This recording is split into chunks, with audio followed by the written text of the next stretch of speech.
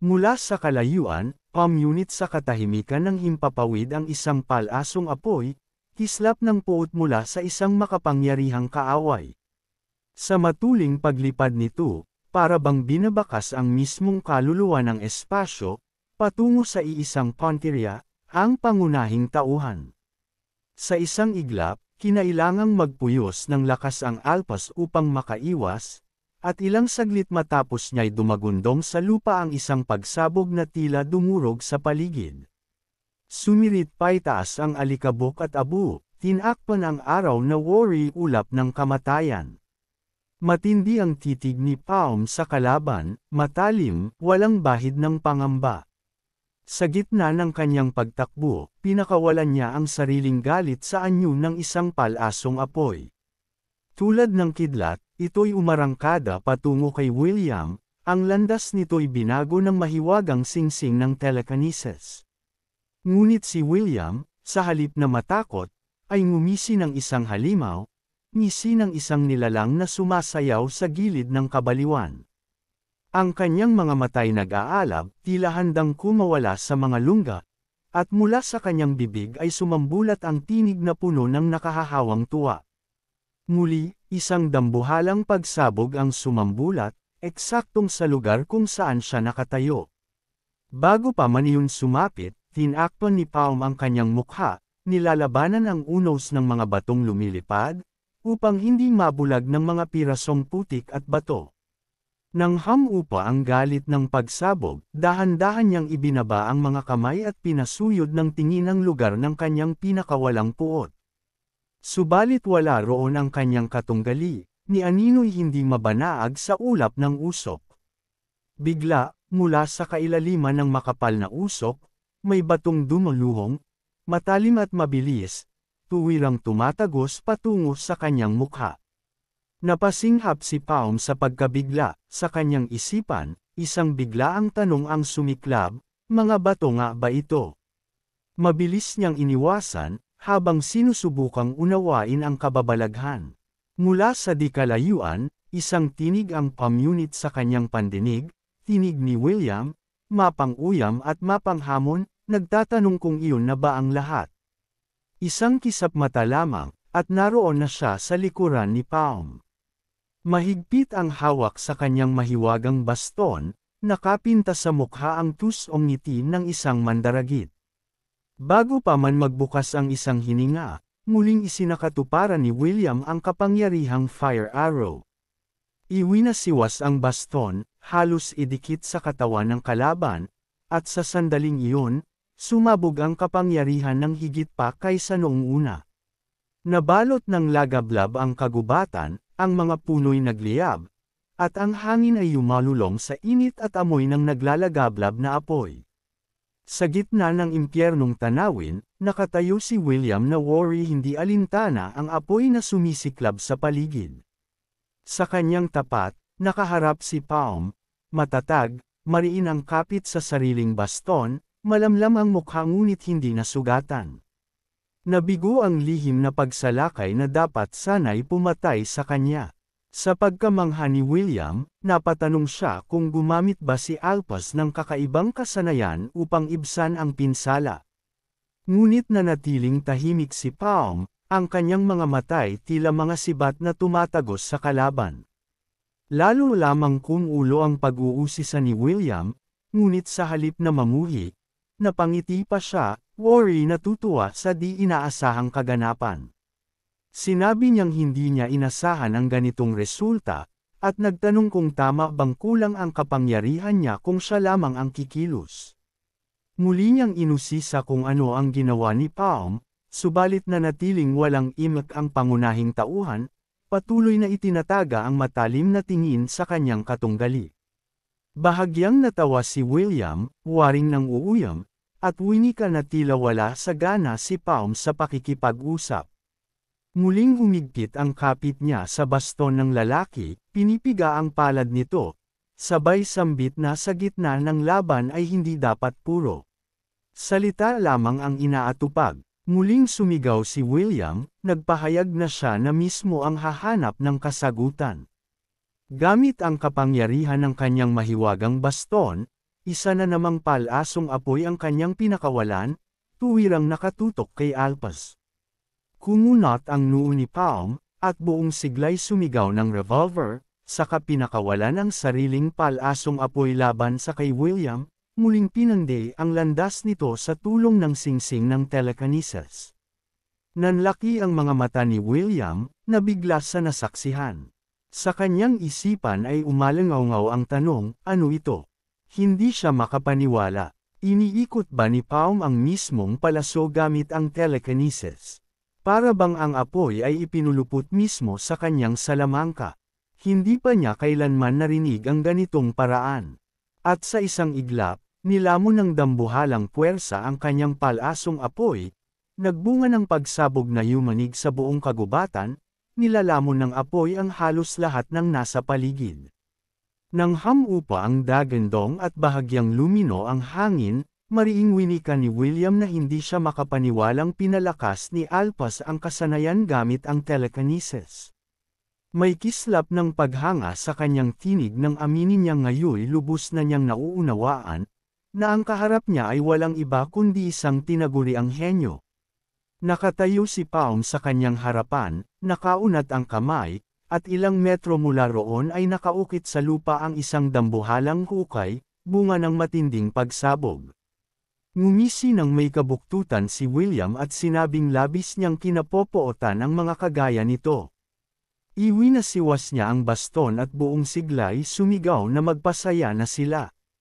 Kasabay ng galaw ng kanyang baston, isa pang palasong apoy ang kumawala, mabilis na sumugod patungo kay Palm. Humiyaw si William, inuutusan siyang ipakita ang lahat ng galing. Muling piniga ni Palm ang kanyang kamay, tinatahak ang kapangyarihan ng singsing ng Solanas. Sa isang iglap, nagtipon siya ng maraming batong nagkalat sa paligid, binuo ang isang matibay na kalasag na sumalubong sa apoy. Sa pagkabangga ng dalawang puwersa, napawi ang palasong apoy at lumipad ang sariling palaso ni Palm mula sa siwang nito, dahilan upang mabilis siyang makatakbo palayo at pamwesto sa ibang lugar. Muling nagtawanan si William, may ngising nagbabadya ng kabaliwan, at tinanong kung ano ang ginagawa ni Palm. Ipinagpatuloy niya ang panunukso, nagtatanong kung sila ba'y naglalaro ng tagwan. Ngunit bigla na lamang huminto si Palm, iniunat muli ang kanyang kamay, at muling pinakawalan ang kapangyarihan ng singsing. Nagulat si William sa nasaksihan, at bago pa siya makagalaw, isang palasong apoy ang bumulusok sa hangin, halos tumama sa kanya kung hindi siya mabilis na umilag. Hindi pa doon nagtapos ang lahat, sapagkat itinabig ni Palm ang kanyang braso, dahilan upang ang palasoy sumayad sa lupa sa likuran ni William, saka biglang sumirit pabalik, parang mabangis na hayop na muling sumugod sa kanyang pinagmulan, muling nagbabantang tamaan si William sa ikalawang pagkakataon, lahat sa ilalim ng walang kapantay na kontrol ni Palm. Hindi nagbigay si Palm ng ni isang patak ng pahinga para sa kanyang kalaban. Tumalon siya, yumuko, at umiwas sa walang humpay na hagupit ng palaso, tumatakbong waring tinutugis ng isang sumpang palasong walang patid, tila isang homing missile na walang awa. Sa gilid ni William, namintog ang mga ugat sa kanyang noo sa tindi ng galit. At sa mismong pagitan ng bugzo ng mga atake, nang mahulaan niya ang tiyempo, agad siyang pumwesto sa panglaban at sumigaw na tapos na ang biro. Pinakawalan niya ang kanyang palasong apoy, matulin at walang habas na lumalapit sa Alpas. Muli namang sumigaw ang pangunahing tauhan, muling tinatawag ang kasanayang revolver. Mula sa kanyang kamay, muling lumitaw ang palasong apoy, ngunit ngayon ay muling pinaikot at pinanday ng mahiwagang singsing ng telekinesis. Sa kalagitnaan ng himpapawid, sumalubong ang dalawang puwersa, ang palaso ni William at ang palaso ni Palm, at muling nagbunga ng isang malupit at nakabibinging pagsabog. Tinakpan ni Palm ang kanyang mukha, nilalabanan ang malupit na bugzo ng hangin at init na umalangaw-ngaw mula roon. Ngumisi si William, ngiting may halong kabuktutan, at winika na sa wakas ay nangyari na rin ito. Nang unti-unting humawi ang usok, mabilis siyang sumulpot sa likuran ng pangunahing tauhan, at sa mapanuyang tinig ay nagtanong kung dalawa ba ang kanyang pinakawalan. Sa kanyang kamay ay kumikislap ang isang mahiwagang singsing, at bago pa makalingon si Palm, ginamit na ni William ang kasanayang poison breath. Mula sa kanyang bibig ay lumabas ang isang makapal at nakakakilabot na ulap ng lason, gumagapang patungo sa pangunahing tauhan. Sa pagkabigla, ipinihit ni Palm ang kanyang tingin sa kalaban, at nakita niyang ang ulap ng kamandag ay kasing lawak at kasindek ng isang pagsabog. Mabilis itong lumaganap, tinatakpan ang paligid, at sinasakmal ng kamatayan ang bawat nilalang sa daang madaanan nito. Habang papalapit si William, malamig niyang winika na hindi masamang kasanayan iyon, ngunit ginagawa nitong walang depensa ang gumagamit habang ito'y pinapatakbo. Mapanukso niyang tinanong si Palm kung tama bang ang pundasyon ng kanyang lakas ay telekinesis at apoy. May ngiti sa labi, ipinaliwanag ni William na kung tama ang tiyempo ng cooldown ng fire arrow, may napakalaking pagkakataon upang magsagawa ng matinding atake. Idinagdag pa niyang hindi makakakilos si Palm sa loob ng kalahating oras. At nang sambitin iyon, tila tinataka ng sumpa ang katawan ng pangunahing tauhan, ibinaba niya ang kanyang baston, nanigas sa kinatatayuan habang nakapaloob sa makapal na ulap ng lason. Sa pagbagsak ng baston sa lupa, umalangaw-ngaw ang kalansing nito, tila hudyat ng kapalaran na nagbabanta sa kanya. Unti-unting hinugot ni William ang kanyang punyal, at mariing winika na muling handa ang kanyang fire arrow. Sa mapanuyang tinig, humingi siya ng paumanhin sa kanyang kawalang galang, ngunit idinugtong na tatapusin na niya ang laban sa pamamagitan ng kutsilyo. Aniya, ito na ang paborito niyang sandali. Dahan-dahan siyang lumapit sa pangunahing tauhan, dala ang isang ngising tila baliw, at idinagdag na hindi na siya makapaghintay. Sa sobrang pananabik, worry kumukulo na ang kanyang lamang loob. Sa matinis na sigaw, inamin niyang nais niyang makita ang mismong mukha ng kawalan ng pag-asa sa kanyang kalaban. Ang kanyang ekspresyon ay naging nakasusuklam at nakapanghihilakbot sa parehong oras. Dahan-dahan niyang dinilaan ang dulo ng punyal, dumadaloy mula sa kanyang dila ang malagkit na laway, habang ang kanyang ngiti ay nananatiling puno ng kabaliwan.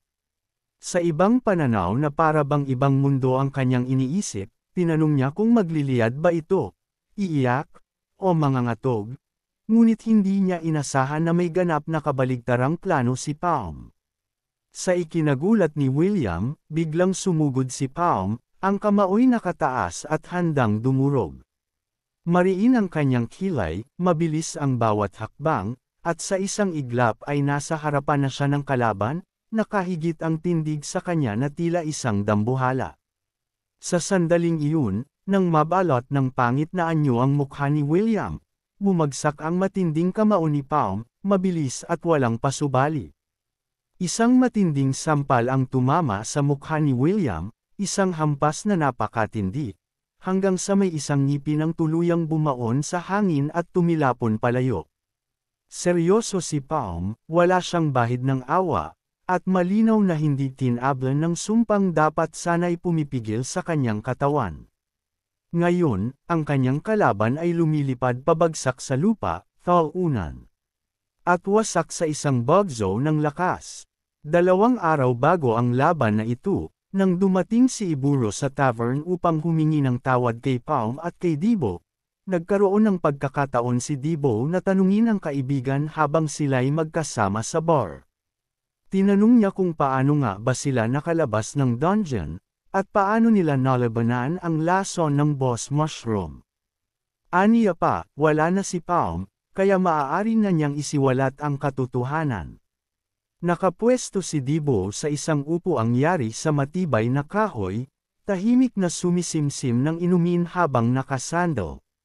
Sa gilid niya, nagbitiw si Iburo ng biro, na siya raw ang magbabayad ng alak kung iyon ang nais ni Debo. Sa loob ng tavern ay nangingibabaw ang kaaya-ayang kapaligiran, Bawat mesa ay okupado ng mga customer na nag-uusap at nagtatawanan habang nagbubuhos ng alak sa kanilang mga baso. Alam mo na yata ang balita mula sa aking amo, ani Dibo, bahagyang nakangiti habang pinaiikot ang tasa sa kanyang mga kamay. Walang saysay na ipagkalat pa ito kung saan-saan. Ngunit makalipas ang ilang sandali, marahan din niyang isinalaysay ang bahagi ng paraan kung paano nila naisakatuparan ang kanilang pakay. Muling nagtanong si Iburo, ano ba talaga ang ibig sabihin ng kwarto? Ipinaliwanag ni Dibo na ang teknikang ito ay nagbibigay kakayahan na sipsipin ang hangin at ikulong ito sa loob. Sa mismong sandaling pinakawala ng higanteng Poloka ang nakal-alasong usok, ginamit ni Paum ang kasanayang ito upang seluhin at ikulong ang nakamamatay na singaw. Kung gayon, Yuzisa ni Iburo, posible bang sa oras na mamatay ka dahil sa laso ng kabuting Poloka, ay maaari mo itong ilipat sa isang malawak na espasyo gamit ang kasanayang ito? Eksakto, sagot ni Dibo na waring walang gaanong bigat sa bagay na iyon. Wala naman iyong kakaiba, hindi ba? At huwag mong kalimutan, tigilan mo na ang alak. Napakunot ang noo ni Iburo. Ano raw? Kalokohan. Tugon niya. Napahagalpak si Dibo sa tawa. Sinabi ko na sayo, ang amo kong si Paum ay isang ganap na tusong manlilinlang. Samantala, sa kabilang dako, patuloy pa rin ang labanan sa pagitan ng pangunahing tauhan at ni William, ngunit sa puntong iyon, higit na mistulang pambubugbog kaysa patas na sagupaan. Mabilis at tiyak ang bawat galaw ni Paum, pinipilit ang kalaban na umurong ng umurong. Tila nabigla si William sa paraan ng pagharap ng pangunahing tauhan sa lason, at sa sobrang pagkabiglay halos wala siyang naiganti. Pilit pa sana siyang magsasalita tungkol sa lason, ngunit nanginginig ang tinig at biglang sumabog sa ubo. Sa gitna nito, tinamaan siya ng isa pang matalim na uppercut mula kay Paum.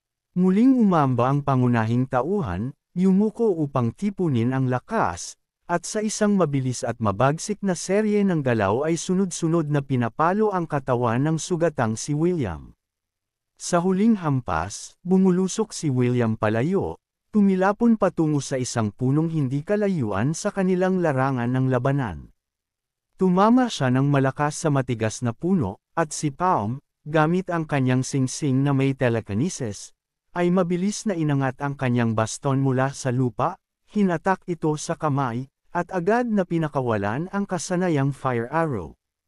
Ramagasa ang nagliliyab na palaso patungo sa punong sinisilungan ni William. Ramdam nito ang matinding init habang halos hindi niya nabuutang yumuko. Ngunit kahit nakaiwas, naputol pa rin ang isa niyang kamay sa talam ng apoy.